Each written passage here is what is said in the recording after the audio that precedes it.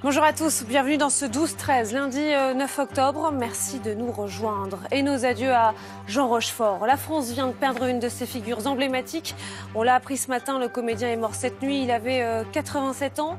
Et avec son élégance, son humour, sa folie douce, son amour de la vie, il avait traversé les générations. Retour sur sa carrière et vos réactions dès le début de ce journal. Un deuxième procès pour enfin connaître la vérité. Cécile Bourgeon, la mère de la petite Fiona, et son ex-compagnon sont rejugés en appel. 2 semaines pour tenter d'éclaircir le rôle de chacun dans la mort de la petite fille. Nous serons en direct devant la cour d'assises du Puy-en-Velay en Haute-Loire avec Nathalie Pérez. Grève dans la fonction publique prévue demain. L'appel a été lancé par tous les syndicats de fonctionnaires. Ça n'était pas arrivé depuis 10 ans. Ils veulent protester contre les suppressions de postes, le gel du point d'indice ou encore le rétablissement d'un jour de carence. Alors, quelles sont les perturbations à prévoir? On vous dit tout. Enfin, coup de projecteur sur un modèle de solidarité. Imaginez, toute une école s'est mobilisée pour pouvoir accueillir parmi les élèves un enfant lune, un enfant atteint d'une maladie génétique qui ne lui permet pas d'être exposé aux rayons UV du soleil. Alors comment ont-ils fait? Ce sera notre reportage dans ce 12-13. Le temps, et vous allez voir, regardez, c'est gris et humide sur une grande partie du pays. Au sud, il y a du soleil, mais rassurez-vous, c'est le soleil qui va gagner du terrain au fil de la semaine. Les températures, elles, restent douces. Il était sans doute l'un des comédiens les plus appréciés des Français. Son flegme, son humour si personnel et cette moustache qu'il distinguait. Jean Rochefort nous a quittés cette nuit, il avait 87 ans. Reste une filmographie exceptionnelle et une carrière hors norme. Retour sur ces grands moments avec Éric Cornet.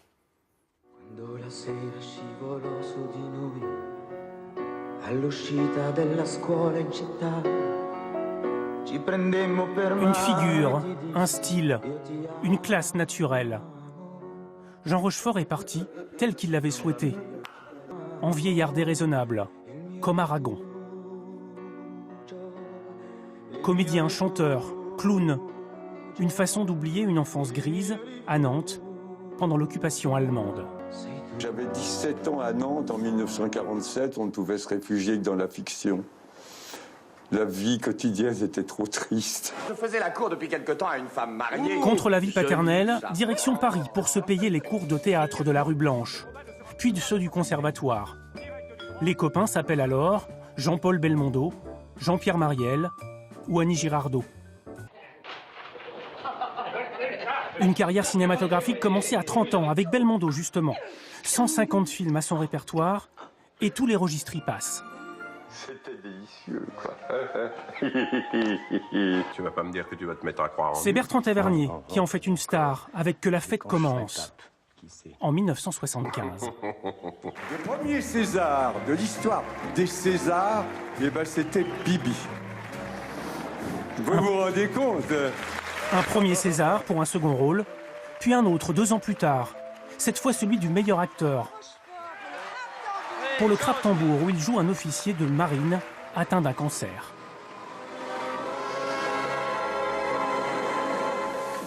Ne restez pas planté là, ce que vous avez décidé de faire, faites-le et faites-le vite. Au cinéma, il brille souvent en duo, avec Gérard Jugnot par exemple, dans Tandem, le film de Patrice Lecomte. Ou avec les copains encore, Marielle ou Noiret, jusque sur les plateaux télévision. Derrière la caméra pour qu'il puisse passer dans le champ et que le téléspectateur ne remarque rien. La déception de sa vie, n'avoir pu aller au bout du rôle de Don Quichotte de Terry Gilliam, en raison d'une double hernie discale, qui le contraindra à stopper sa carrière de cavalier, son autre grande passion. Pour soigner ses rhumatismes cérébraux, disait-il, il s'était rapproché de jeunes réalisateurs, comme Samuel Benchetrit. J'ai besoin de me réveiller tôt avec la lumière, d'aller pisser dehors, sentir un petit vent frais autour du gland, ça c'est bien qu'il s'amuse un peu. On y retourne tout de suite, s'il vous plaît. Rochefort, il me demandait, écris-moi un truc, parce qu'il me suivait depuis longtemps. Je me suis régalé avec ce mec-là. C'est toute une histoire du cinéma que j'adorais. Ça se braque un McDo? A priori, tout se braque. Merci, monsieur Rochefort, pour cette leçon de vie, ce grand bain d'émotions dans lequel nous avons adoré plonger avec vous.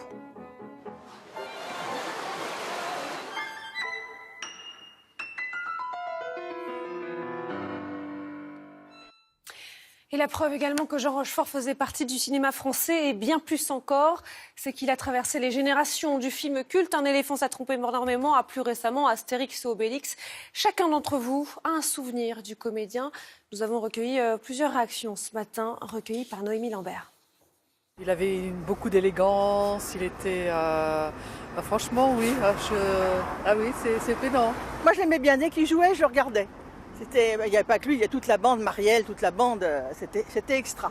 C'est un homme que j'aimais énormément et j'ai juste un petit souvenir personnel avec lui qui est quand même assez rare. C'est qu'aux Jeux Olympiques d'Athènes 2004, où il nous avait rejoints pour commenter l'équitation comme consultant, il a imaginé qu'il avait refusé de se faire payer. Il disait que voilà, c'est un tel bonheur pour moi de commenter l'équitation, donc je le fais gratuitement. Ils ne sont pas si nombreux. Dans l'actualité également, certains parlent du procès de la seconde chance, une chance de connaître la vérité sur la mort de Fiona, 5 ans, en 2013, et dont le corps n'a jamais été retrouvé. La mère, Cécile Bourgeon, et son ex-compagnon sont rejugés en appel de leur condamnation. Le rappel des faits, Marianne Jetty et nos équipes en région. 4 ans après la mort de Fiona, sa mère et son compagnon vont pour la 2e fois faire face au tribunal et à Nicolas Chafoulet, le père de la fillette qui attend toujours les réponses à ses questions. J'attends peut-être qu'elle parle, qu'elle dise où est ma fille, qu'est-ce qu'ils ont fait exactement. Après, je me fais pas d'illusions, je pense pas qu'elle soit décidée à parler et à dire quoi que ce soit. Moi, ma conviction, c'est qu'ils le savent tous les deux où elle est, Fiona. Donc c'est pas dans leur intérêt de dire où elle est. S'ils le disent pas, c'est qu'ils ont quelque chose de plus grave à cacher. C'est un crime aggravé par le mensonge. D'après sa mère, Fiona aurait disparu dans ce parc. En mai 2013, devant les caméras, Cécile Bourgeon a tout d'une mère éplorée. N'importe qui voit Fiona, n'importe qui a Fiona, qui me la ramène. 4 mois de mobilisation plus tard, acculée par l'enquête, la mère de Fiona et son compagnon avouent avoir enterré son corps à 20 km de Clermont-Ferrand, au bord du lac d'Eda. La zone est fouillée pendant plus de 2 mois, en vain. Le couple est incapable de guider les enquêteurs et leur version des faits diverge. Cécile Bourgeon accable son compagnon. Lui évoque un accident. Il explique que cet enfant avait pris l'habitude de se faire vomir depuis quelque temps, sans doute pour imiter sa mère, en tout cas c'est l'explication qu'il donne. Ce jour-là, donc, il lui a interdit de le faire. Il lui a mis une fessée d'ailleurs, c'est dans le dossier, et effectivement, elle ne s'est pas relevée. Et ils l'ont retrouvé le lendemain matin, étouffé dans son vomi. En première instance, il y a 1 an, Cécile Bourgeon est acquittée du crime, mais condamnée pour dissimulation de cadavre et non-assistance à personne en danger. Sous les huées de la foule, elle part en prison pour 5 ans et son compagnon écope de 20 ans de réclusion pour le meurtre de la fillette. Aujourd'hui, leur procès en appel doit éclaircir leur rôle exact dans la mort de Fiona. Et l'ouverture de ce procès en appel fait la une du quotidien régional La Montagne. Regardez avec cette question. Affaire Fiona, enfin la vérité. Alors justement, en direct de la cour d'assises de Haute-Loire, nous allons retrouver Nathalie Pérez. Nathalie, connaître enfin la vérité, c'est tout l'enjeu de ce 2e procès. Oui. En effet, Émilie, tant que l'on n'aura pas retrouvé le corps de la petite Fiona, il n'y aura sans doute jamais de vérité, car seule une autopsie pourrait déterminer les causes exactes de la mort. Sa mère, Cécile Bourgeon, en première instance, avait été acquittée du meurtre et condamnée à 5 ans pour complicité. C'est son compagnon, vous l'avez dit, Berkane Makhlouf, qui lui a été accusé des coups mortels et condamné à 20 ans de réclusion. Tous deux ont constamment nié les faits. Tous deux ont été également frappés d'amnésie lorsqu'il s'est agi par 2 fois de se rendre dans la forêt d'Eda pour déterminer le lieu où ils avaient enterré le petit corps. À l'époque, les magistrats parlaient d'un pacte du silence entre ces deux-là, un pacte qui pourrait bien voler en éclats cette fois-ci, car tous deux sont en total désaccord aujourd'hui pour ce second procès. Merci beaucoup pour toutes ces précisions, Nathalie Pérez. Dans l'actualité également, à la veille d'une journée de mobilisation des fonctionnaires, les syndicats, eux, tentent de se rassembler. Ils sont donc conviés au siège de la CGT aujourd'hui pour réfléchir à une action commune contre la politique du gouvernement.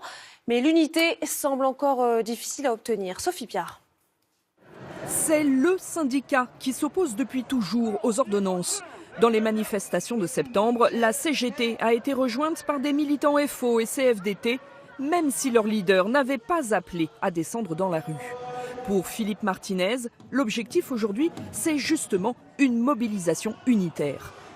Il y a beaucoup de mécontentement et il y a des propositions, chaque syndicat a des propositions, mais des propositions alternatives pour corriger ce qui ne va pas dans ce pays et faire un petit peu, rabattre un peu le caquet du président de la République et du gouvernement.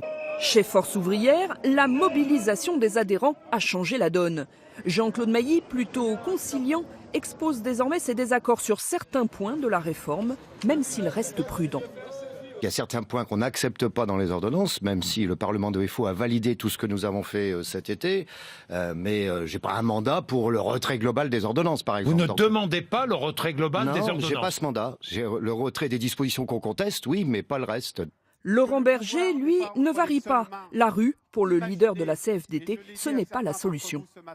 Si c'est pour faire un baroud d'honneur, je ne crois pas que le syndicalisme, il a allé dans des barouds d'honneur. Vous savez, je pense que le gouvernement attend peut-être un peu ça. C'est-à-dire un syndicalisme qui se marginalise en faisant croire qu'il est simplement dans un rôle de contestation. Oui. Moi, je préfère être dans un rôle de proposition.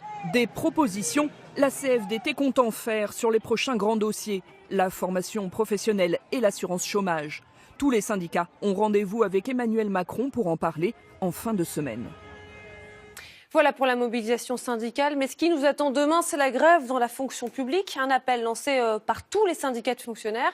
C'est une première depuis 10 ans. Alors pour en parler, David Bohéry nous a rejoint. Bonjour David. Bonjour Amélie. Alors première question, quelles sont les perturbations à prévoir? Alors ce sera principalement à l'Éducation nationale où le mouvement pourrait être très suivi. Seul l'accueil des élèves en maternelle et en primaire sera assuré comme le prévoit la loi. Du côté des hôpitaux, les opérations les moins urgentes devraient être reportées.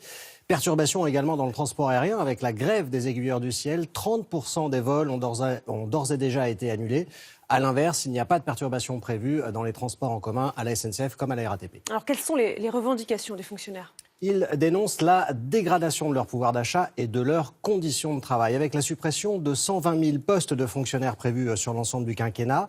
Et dès l'année prochaine, la disparition de nombreux emplois aidés qui risquent de déstabiliser l'activité des administrations. C'est aussi le rétablissement d'un jour de carence dans la fonction publique en cas d'absence maladie. Enfin, les syndicats réclament un coup de pouce. Ils s'opposent au gel du point d'indice reconduit pour 2018. Il avait augmenté en 2016 et 2017 après 5 années de blocage. La question est d'autant plus sensible que pour les fonctionnaires, la hausse de la CSG ne sera que compensée alors que les salariés du privé gagneront en pouvoir d'achat avec la baisse des cotisations sociales. Le Premier ministre l'a confirmé ce matin en annonçant le versement de primes pour l'année 2018. Merci beaucoup pour toutes ces explications, David Bohéry. Pour savoir en détail ce qui vous attend demain, vous pouvez bien sûr vous rendre sur notre site ou sur notre application France Info. En Espagne, le bras de fer continue. Le président de l'exécutif autonome catalan menace toujours de déclarer l'indépendance de la Catalogne. Mais hier a eu lieu dans les rues de Barcelone la première grande manifestation de Catalans contre cette indépendance. C'est la première fois que les anti-indépendantistes faisaient entendre leur voix et ils veulent bien peser dans le débat. Reportage de nos envoyés spéciaux Marc Dana et Alex Goari. Foulard aux couleurs de la Catalogne et drapeau national sur un général catalan qui a servi le royaume d'Espagne, la manifestation des anti-indépendances d'hier a laissé des traces. Elle semble avoir redonné la parole à un camp resté longtemps silencieux. C'était très bien, très pacifique, vraiment très bien et très calme. Elle m'a beaucoup plu. Et ça peut changer la situation ? Je ne sais pas, j'en sais rien, mais ça reste très compliqué. Un avenir encore incertain qui fait de plus en plus douter les Catalans. Si cette crise perdure, ils ont selon eux beaucoup à perdre. Moi, ce que j'aimerais, c'est un dialogue entre eux et arriver à une solution. Il faut ouvrir un dialogue. Un peu plus loin dans ce café, la mobilisation d'hier, comme l'indépendance de la Catalogne, continue de diviser. Hier, c'était une farce. Et pourquoi ? Moi, j'ai trouvé que c'était bien parce qu'il y avait les Catalans avec d'autres Espagnols, les uns à côté des autres, tous ensemble. Dans ce marché de Barceloneta, là encore, les avis divergent. Moi, je pense que cette manifestation est une bonne chose. Elle a pu rééquilibrer un rapport de force. Il y a des gens qui sont sortis parce que c'était dimanche. Mais ses convictions, on les a dans son cœur. Tout ça, c'est des bêtises. Que ce soit pour un camp, comme pour l'autre, on n'aurait jamais dû en arriver là. 8 jours après le référendum non reconnu par Madrid, l'incertitude s'installe à Barcelone. Elle fait toujours trembler les milieux économiques. Une des plus grandes entreprises de la région a annoncé ce matin qu'elle déménageait son siège social. À Barcelone, nous retrouvons tout de suite Marc Dana. Marc, on l'a vu, journée de doute, d'inquiétude à la veille du discours du président de l'exécutif autonome catalan. Et le bras de fer continue. Ah oui, Émilie, on peut parler d'un bras de fer et même d'un dialogue de sourds. D'un côté, on a Carles Puigdemont, le chef du gouvernement indépendantiste catalan, qui a affirmé hier soir à la télévision régionale qu'il pourrait déclarer l'indépendance dès demain si Madrid n'acceptait pas une médiation. Mais le gouvernement central de Mariano Rajoy ne l'entend pas de cette oreille. Dès ce matin, il a répondu qu'il brandissait toujours cette fameuse menace de l'article 155 qui pourrait retirer le statut d'autonomie à la Catalogne. Il faut savoir qu'en Espagne, toutes les régions jouissent de ce statut pour pouvoir gérer leurs propres hôpitaux, leurs propres écoles ou alors leur propre police. Eh bien, avec l'article 155, jamais utilisé dans toute l'histoire de l'Espagne, eh bien, la Catalogne sera comme placée sous tutelle du gouvernement central de Madrid. Alors, tout le monde attend maintenant ici ce qui va se passer demain à 18h, juste derrière moi. Une session plénière est prévue au Parlement catalan, mais des tensions existent désormais au sein même du gouvernement indépendantiste catalan. Comme vous pouvez le voir, Émilie, la situation reste ici extrêmement incertaine. Marc Dana en direct de Barcelone. L'actualité internationale marquée aussi par le naufrage mortel de Rohingyas au Bangladesh. 12 corps ont été retrouvés ce matin, 10 enfants, une femme et un homme. Des dizaines d'autres sont portés disparus. Ils fuyaient la Birmanie, dernier drame d'une crise qui a poussé déjà plus d'un demi-million de Rohingyas à quitter le pays. Attention, les images peuvent heurter. Régis Nussbaum. Les cadavres ont été alignés sur cette plage. Une dizaine d'enfants et 2 adultes, des Rohingyas dont les corps ont été rejetés par le fleuve qui sépare la Birmanie du Bangladesh. Le naufrage de leur bateau a eu lieu hier soir dans le golfe du Bengale. Seules quelques personnes ont pu être sauvées. On était 7. Mes 3 enfants, ma femme, mon beau-père, ma vieille mère et moi. Je suis le seul survivant. On a dû faire face à tellement de difficultés pour se nourrir et survivre. Ils tuent les gens et brûlent les villages. On était venus ici pour sauver nos vies.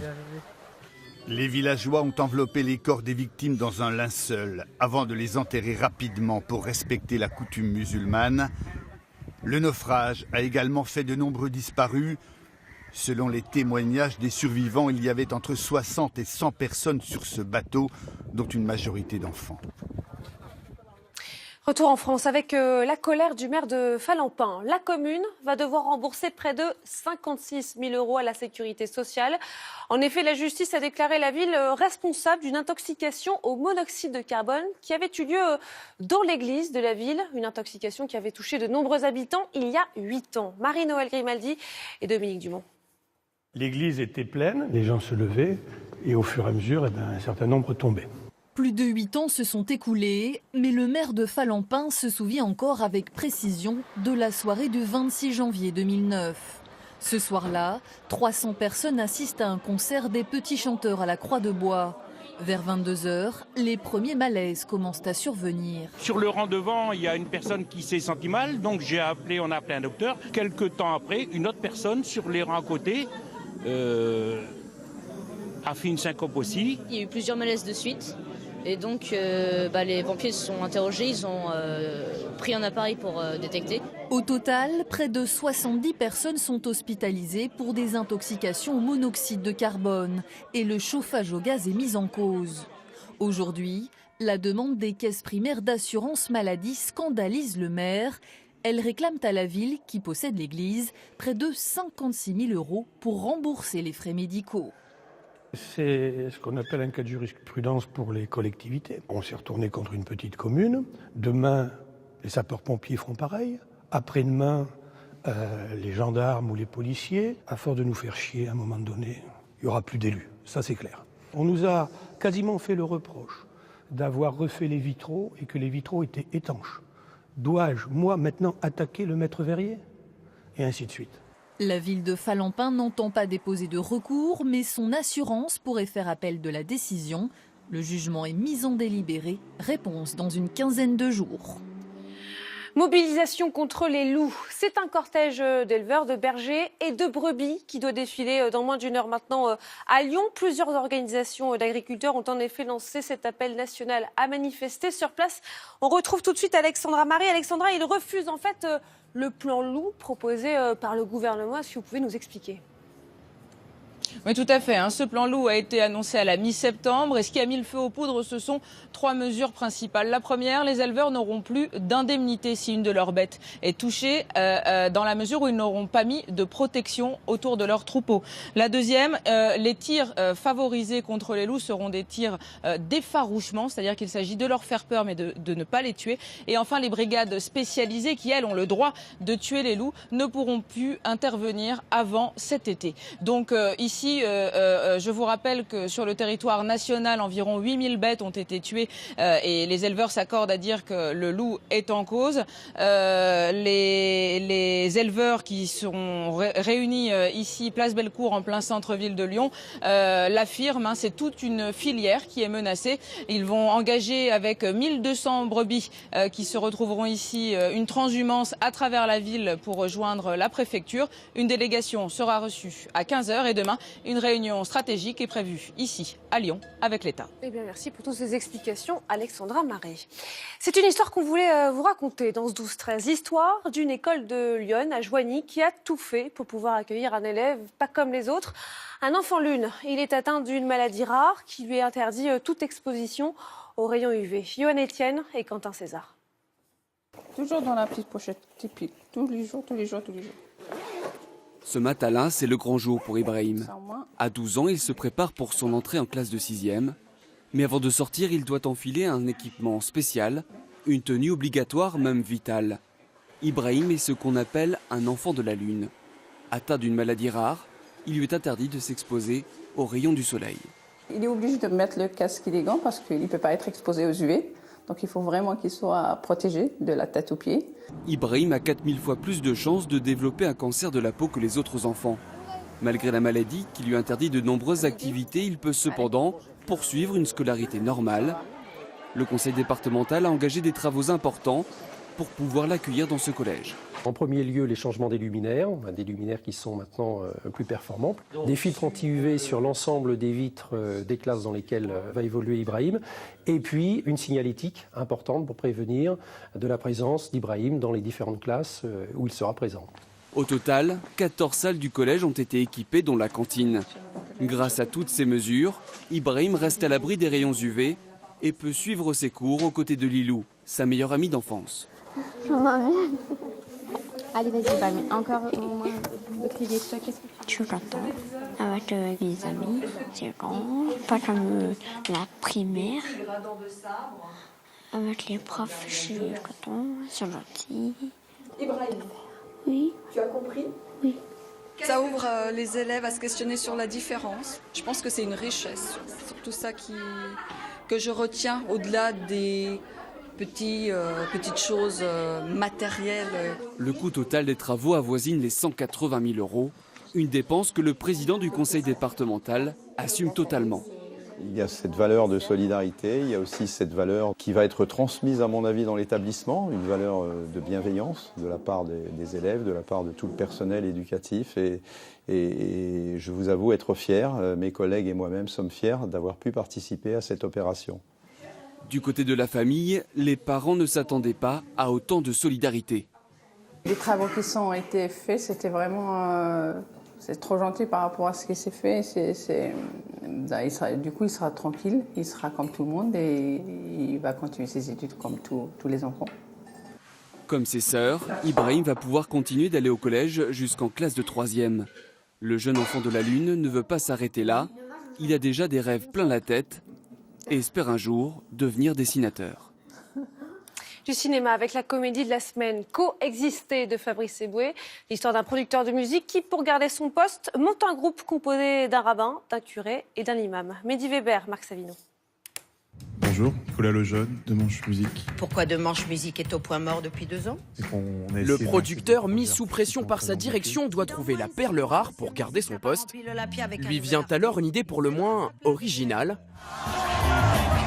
Un prêtre, un rabbin, un imam. Réunis sur scène pour chanter ensemble.